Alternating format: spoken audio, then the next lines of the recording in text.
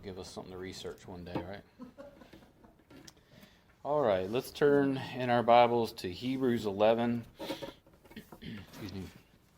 And we're going to continue our study in the Examples of the Life of Faith series. And if you have the handout, and like I said, you don't have to use it, but it's Roman numeral 7. It's faith exhibited at Jericho. So we'll have two examples related to that this evening. Now, I want to ask you a question just to get your minds going here.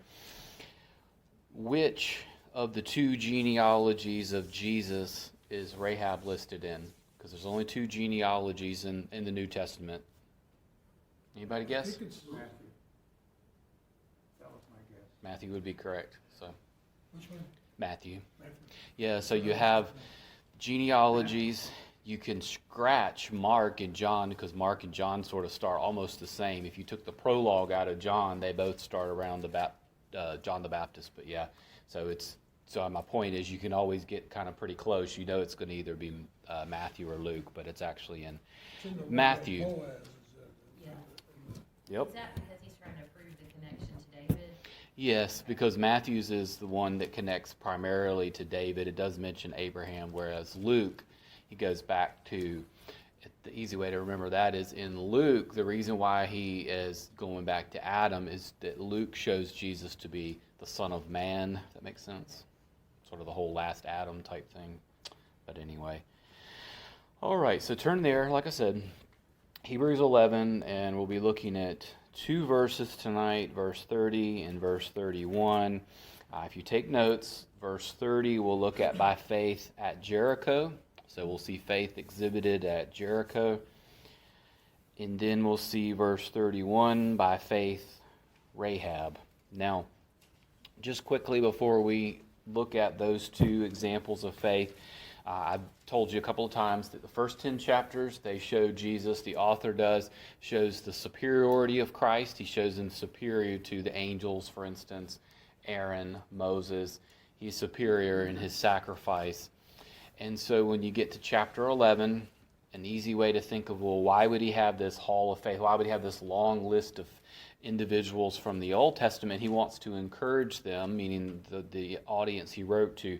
He wants to encourage them to keep going, to keep living a life of faith and those sorts of things. So he goes through and gives the list of individuals. Now, we've looked at the pre-patriarchal period, so that's, if you remember, Abel, Enoch, and Noah. And then we looked at the patriarchal period, so that's Abraham, Sarah, and who else? Isaac, Jacob, and Joseph. So if you think about that first clump is all encompassing what book of the Bible? Yeah. So you see where he goes with Genesis. And then we saw the last 2 weeks, Moses. Moses, of course, is, and obviously I'm generalizing here, but you'll see where Moses' example, we saw that in two parts. Moses' example begins with whom? Parents, right? Yep. So his parents, and then he renounces all those rights and privileges, those things that he could have taken, meaning because, of course, he was could have taken and used all that Egypt had and those sorts of things. I like to think also, too, he was future-oriented. In other words, he didn't rest on those treasures of the earth, we might say. He was looking forward to the rewards that God would have. Last week, if you remember, we looked at verses 27, 28, 29. And if you don't remember those, we had, first one is by faith that Moses, of course, led the people out of Egypt. He wasn't afraid of what Pharaoh would do because he trusted that God would do what he said, which is, and if you think about it this way, what God has, and this is just the way I think of it, in Genesis, God has declared who his people will be. And he begins to have the large multitude of people. He has a nation, but the nation, of course, needs land. And so in Exodus, he's going to promise to deliver them and put them into the promised land. And then we also saw two other examples. One of them had to do with the 10th plague. You remember that chart that I gave? What was the 10th plague? Yeah, that was the Passover. Yep. So we saw in verse 28, by faith he kept the Passover. And with that one, of course, he had to trust in God's provision to deliver them, if you remember, and that's just the way I phrase it, that, he had to trust that, well, you've got death coming, and the only way to escape death is to put the blood over the doorpost and that sort of thing. And he had to trust that what God said was enough. And, I use the example. They couldn't barricade the door. They couldn't do anything. They had to trust in God's provision. And then we saw the Red Sea. That was where we left off in verse 29. It said, by faith they passed through the Red Sea. Of course, what was happening there was they left Egypt. They got out of Egypt, but Pharaoh decides he's going to hunt them down, and they get right up to the Red Sea. Behind them, of course, they have the army behind them. Before them is the Red Sea. But, of course, God delivers his people, and they have to go through those gigantic walls of water. Now, I don't know. You all might have a little bit stronger faith. I would have been still scared to go through those waters. But I don't know about you, but you maybe have better faith than I do. But I want you to think, though, that if you remember, because there's somewhat of a connection loosely to something, the Red Sea was God, of course, delivering them out of an extraordinary sort of situation. In other words, they had to believe God to deliver them out of this walls of water or whatever. Tonight I'm going to look at that a little bit, or connect that a little bit with Jericho, because God's going to ask them to do something, I'll use the word peculiar, okay? A little bit unusual. At least it was dry land. True. There was an easier, Muddy. right, there was an easier escape if things didn't go well. But someone read for me Hebrews 11, verse 30. That'll be the one with Jericho, and then we'll look in Joshua about that. But would someone just read the verse for me? By faith, the walls of Jericho fell down after they were encircled for 7 days. All right, so now we move from the examples in the book of Moses, from Moses rather, to the book of Joshua. So let's turn now to Joshua. And like I told you, I've been trying to give you, if you want to go and read these in a little bit more detail, but the account of the conquest that's going on takes place in Joshua 2 through 6, meaning chapters 2 through 6. So if you did want to go and read it on your own afterwards, or for whatever reason, certainly that would be the way to go about doing it. Now, one thing I think is interesting about this, and I hadn't really thought about it until I was digging into this, but if you think about it, so you have Moses and the people being delivered at the Red Sea. The next example of faith isn't until Joshua, and I thought the in-between there was a lot of faithlessness, wasn't there? The people wandered around in the wilderness and all of those types of things. So it is kind of interesting, though, that we have the gap between the Red Sea and the conquering of the land, and I guess there's just not a lot of examples. There was probably faithlessness, a lot of that during that gap period. But in any case, so Joshua chapter 2 through 6 is what we're going to look at. Now, before we look at that, you can see what the author does, the author of Hebrews, is we go from the patriarchs, and then we transition from Joseph to Moses. Here he's going to transition from Moses to who takes over for Moses? Right. Look with me before we look at chapters 2 through 6. Look in chapter 1 with me. I think it's helpful because obviously Joshua was the leader, but the focus was obviously on the people and such when we get to Jericho. But I want to notice, and I'm just going to kind of somewhat overview this a little bit, but in chapter 1, you have a transition. You see in verse 2, Moses, my servant, is dead. Moses, of course, dies, and Joshua is going to take over. In verses 3 through 6, I'm just going to read it. The Lord here is speaking. He says, every place on which the sole of your foot treads, I have given it to you, just as I spoke to Moses. I just want you to see that the promises and things like that are promised to Moses, you see this sort of continuation. It's progressive in some sense. But anyway, let's keep going. Verse 4, it says, from the wilderness and this Lebanon, even as far as the great river, the river Euphrates, in the land of the Hittites, and as far as the great sea towards the setting of the sun will be your territory. So again, he's still reminding them, look, all that land, the land that I've promised, it's the continuation of those promises, or the promise that he had given. Verse 5, no man will be able to stand before you all the days of your life. Just as I have been with Moses, I will be with you. I will not fail you or forsake you. Be strong and courageous, for you shall give this people possession of the land which I swore to their fathers to give to them. So you notice it's plural there. So all the way back in Genesis, we know that God had promised, of course, to take the people and bring them where? Joseph said, I know eventually God will take us to what we think of as the promised land. So you see the continuation there of that. But he also gives him, meaning Joshua, not so much a condition, although you could say that. He gives him instructions and says, you need to follow Moses' example. Moses, in what particular way? What is he supposed to do? I want someone to read for me 7 through 9, and look what he's going to ask him to do. Because again, he's giving Moses as an example. But would someone want to read 7 through 9 for me? If not, I'll do it. Joshua 1, 7 through 9.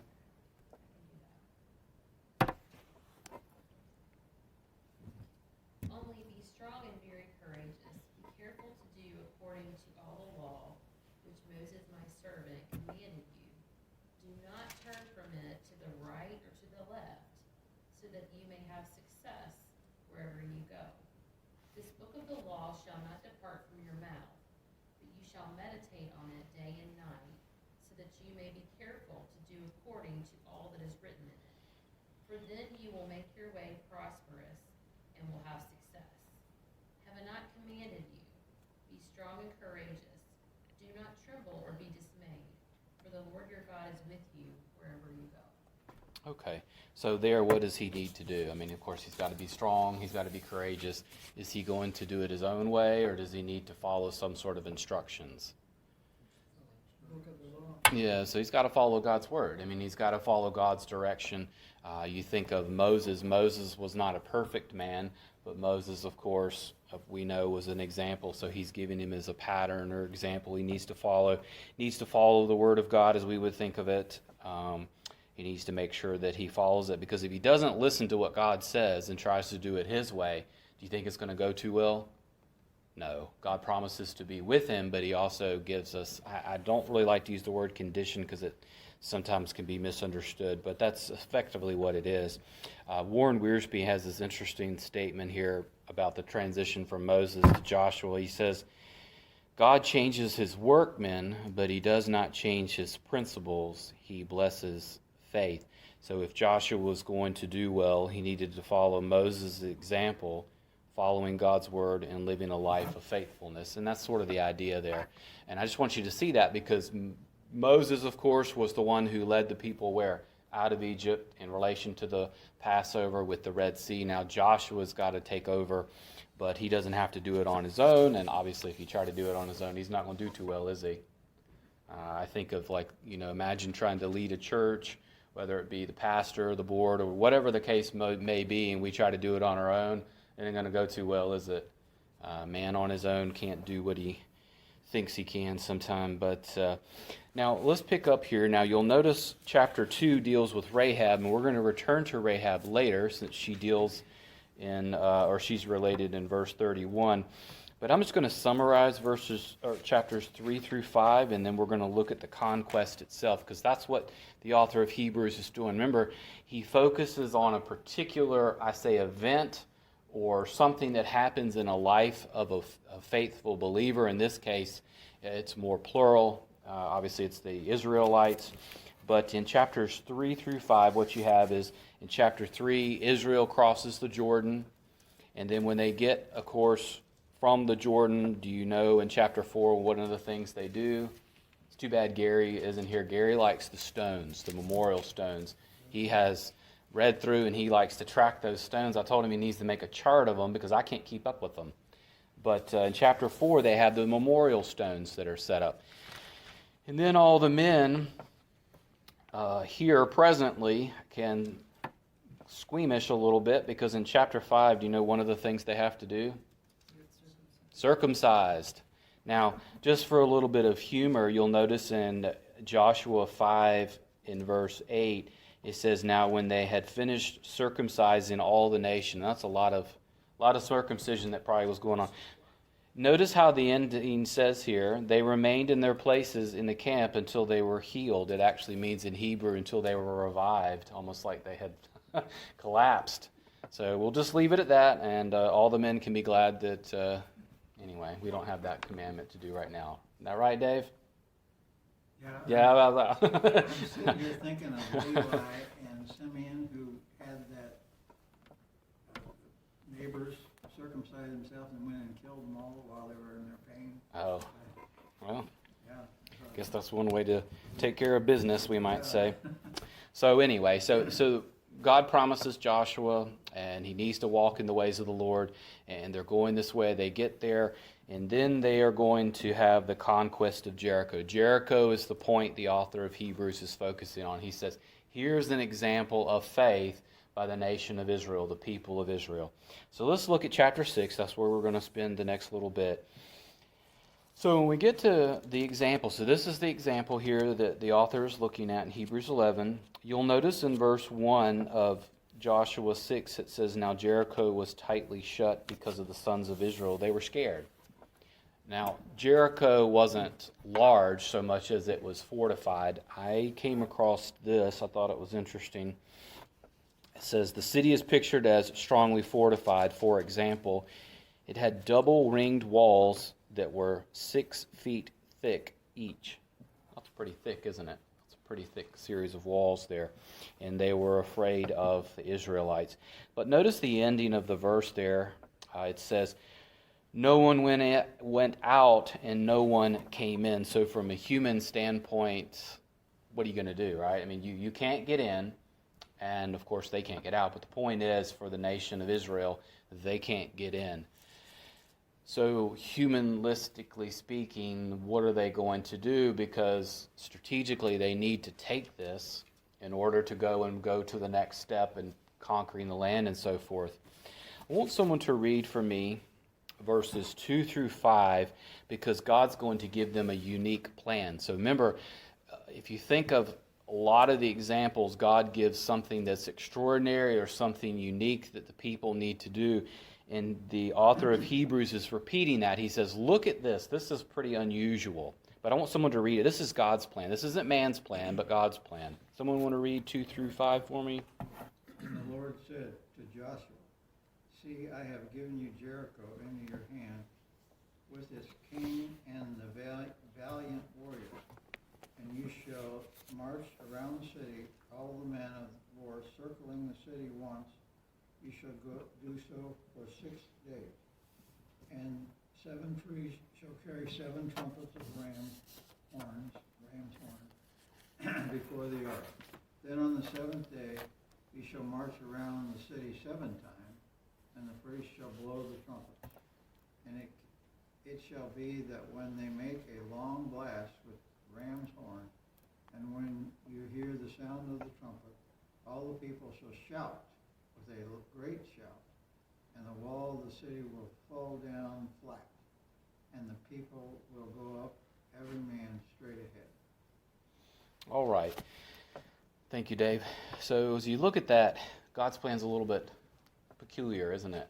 I mean, is that the way you would think you'd take down a city or conquer a city? It's a very unique plan. That's just unique or peculiar. So they walk around 6 days and they don't do anything. And then finally on the 7th day, they walk around it, and then they have, of course, multiple times.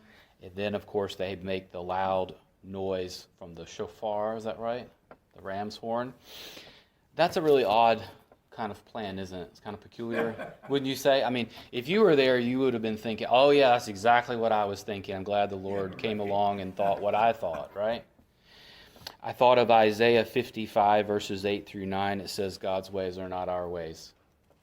That's a very practical way of looking at it. And I know the Isaiah passage is probably thinking, obviously, more on a grander scale, but that is obviously not a plan you and I would ever come up with. We wouldn't come up with something like that.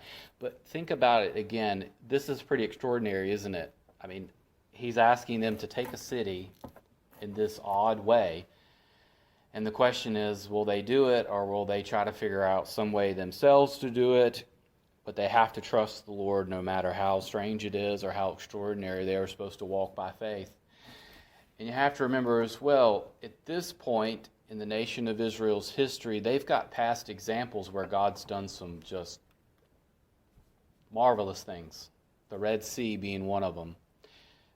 But they have to trust, right? I mean, they could look back on those past examples and they could walk by faith, but they have no idea what's going to happen. Now, let's go to we're going to read verses 15, 16, 20, and 21 again of chapter 6. This is just sort of to summarize it.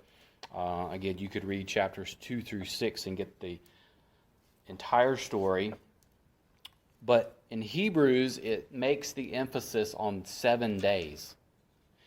And I think with that, you've got the idea of patience, waiting on the Lord's timing. I mean, how many of us would have gotten frustrated and said, look, this is the 3rd or 4th day. I mean, come on now. Couldn't you have just had us go around one day and then on the 2nd day blow the shofar? But God had his plan. He had his timing. He had his own ways. And the question is, will the people do this?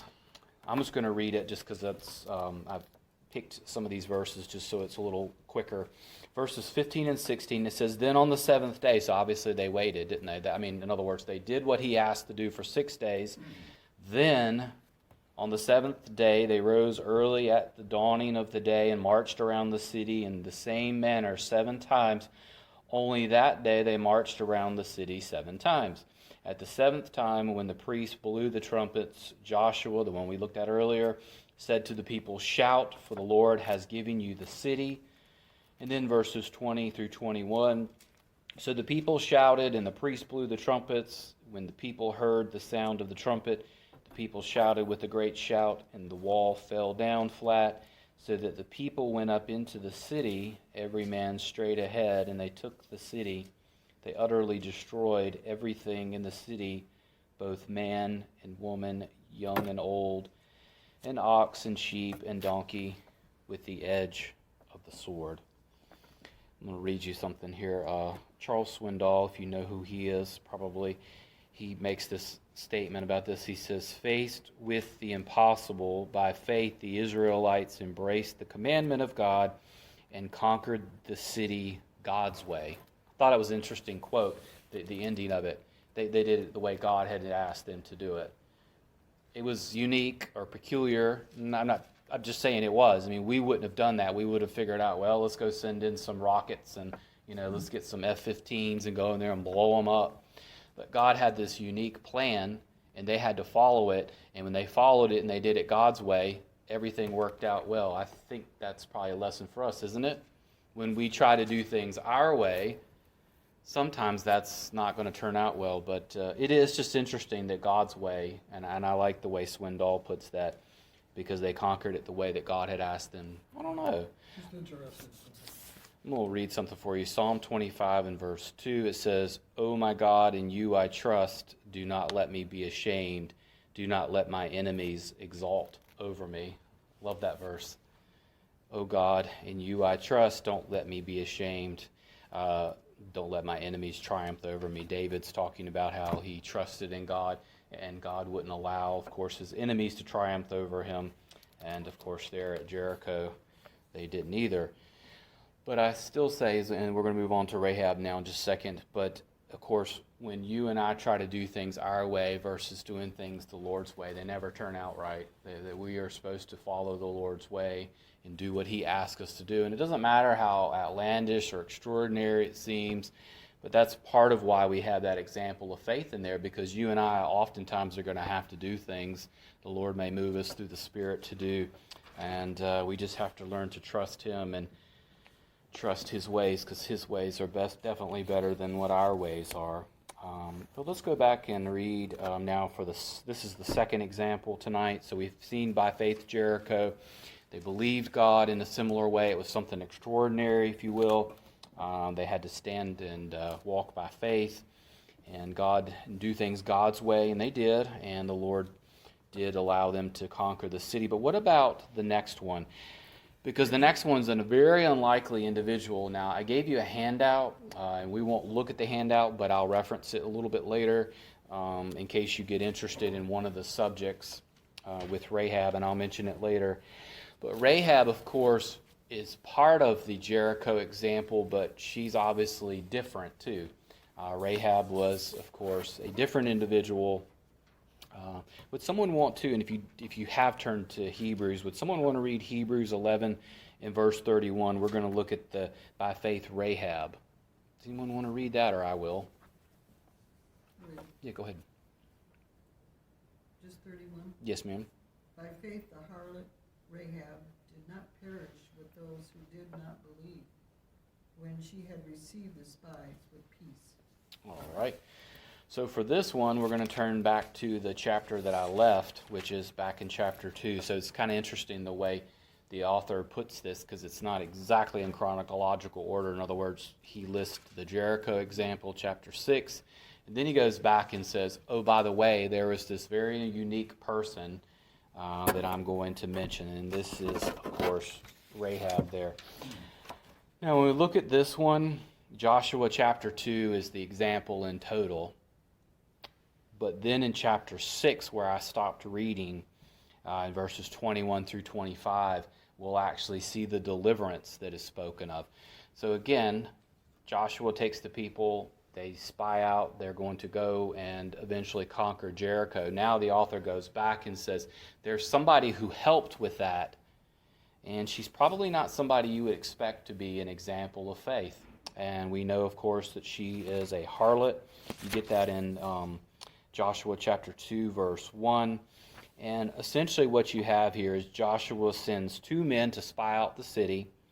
The king finds out about it, and then the king decides he's going to go get them. And then Rahab, where does she hide them? Does anybody happen to remember where she hides them? Yeah, on the roof. Or the roof. Yep, I can spit it out right. And so she takes them and does that. But then when they leave, meaning the king's men, what does she ask of the 2 men that were sent by Joshua? What does she ask of them because she helped them escape? Do you remember? Yeah, she wanted to be spared because she knew that God was, of course, sending them in there to take over Jericho. Now, I want someone to look with me, or I want you to follow along with me. Now, in verse 8 of that chapter, we see that, of course, she comes up and she sees them. Now, typically what people get hung up on is that she lied, right? If you're interested in more of that subject, that's what the handout is. The handout actually, I think, does a pretty good job of giving you sort of an overview of the topic of lying, which isn't what the author, but I thought you might find it helpful. He gives a kind of an overview of lying and different verses on lying and how to look at this. But what I want you to look with me, though, is in Joshua chapter 2, in verse 9, notice how she speaks, because I think this will help a little bit understanding why, at least one of the reasons why she would be there. Because we have a hard time, I think, thinking, well, I mean, it's a sinner in the hall of faith. Surely that can't be. Right? Right? I think everyone Yeah. is a sinner. So, and that's sort of what the article deals with. So if you do want to get into the topic a little bit more, it'll help you get started on that. But what does she express? I'm going to read it because it speaks for itself. Verse 9. So she's talking to the men that came there after the king's men leave. She says, I know that the Lord has given you the land. Isn't that interesting? She knows that God has promised to do something. Let's just read it. So it says, and that the terror of you has fallen on us, and all the inhabitants of the land have melted away before you. For we have heard how the Lord dried up the water of the Red Sea before you when you came out of Egypt. So again, we're familiar with that from last week. And what you did to the 2 kings of the Amorites, and so forth, you utterly destroyed them. Verse 11, when we heard it, our hearts melted, and no courage remained in any man any longer because of you. But notice, for the Lord your God, he is God of heaven above and on earth beneath. Now therefore, please swear to me by the Lord, since I have dealt kindly with you, that you also deal kindly with my father's household. and give me a pledge of truth. And spare my father and my mother and my brothers and my sisters with all who belong to them, and deliver out our lives from death. You'll notice in that description, she has a pretty good understanding of God's promises. She has a good understanding of who the one true God is, even though she's a sinner. I think the problem is that typically, and I think the author of Hebrews is helpful here, because obviously there is the subject of lying and how to deal with it, and that actually, again, the handout I think is helpful to kind of walk through that. But you have to stop and think for a second, why would the author of Hebrews put her in here? Because there are going to be sinners who are in heaven. Do you understand what I'm saying? There are sinners who are examples of faithfulness. Why is that? Because all sinned and fall short of the glory of God. We focus a lot on the fact that she lied, but can a liar make it into heaven? I sure hope so. But of course there's the condition to it, right? The condition of it is what we see in like 1 Corinthians 6. Is salvation by grace through, in other words, trusting in the blood of Christ. I thought of Ephesians 2:8, for by grace you've been saved. 1 Timothy 1:15, I'm the worst of all sinners, and God gave me grace and, of course, gave me new birth, new life in Jesus Christ. I'm going to read something to you. David Levy, I'd given this before, or given him as a quote before.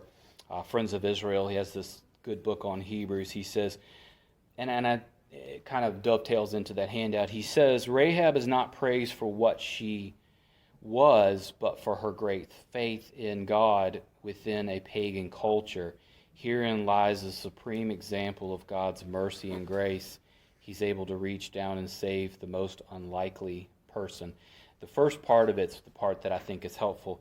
And she's not being praised for being a liar in Hebrews, but she's praised for being someone who exhibited faith in God.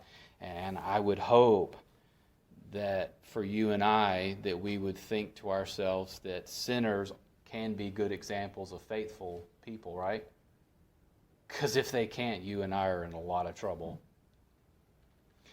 So the lying piece, don't get me wrong, is an important piece. And of course, if we were going through Joshua, I'd focus on it, and that's what the handout is. But the author of Hebrews, I actually think, supplements that argument pretty well, which is, look, no one is sitting there saying, yeah, she's a liar, great. No, the author of Hebrews is saying she, in spite of that, the fact that she was a sinner. And I think God's gracious, isn't he? That God would be that gracious and include her. Now, I'll open it for questions and comments in a minute, but she's also listed where? The genealogy of our Lord and Savior Jesus Christ. How could that be? Because God's, if you will, people will be made up of sinners. If not, you and I are out of luck. We have no hope in this life. God welcomes, receives sinners. Of course, they have to do certain things. But it's amazing that God would be that gracious. And she's not only listed in Hebrews, but in the genealogy of Jesus Christ. I thought of the hymn, marvelous grace of our loving Lord, grace that exceeds our sin and our guilt, yonder on Calvary's mount outpoured, there where the blood of the Lamb was spilled. Grace, grace, God's grace, grace that will pardon and cleanse within. Grace, grace, God's grace, grace that is what? Greater than some of our sin or all of it? You better hope. What do you guys think? Isn't that amazing? Totally flips on our heads what we would think. Because, of course, Jesus told the Pharisees what? Tax collectors and sinners will be in heaven long before you. Just remember, sinners go into heaven, but of course they have to meet that condition, don't they? It's interesting. Dave, I can see the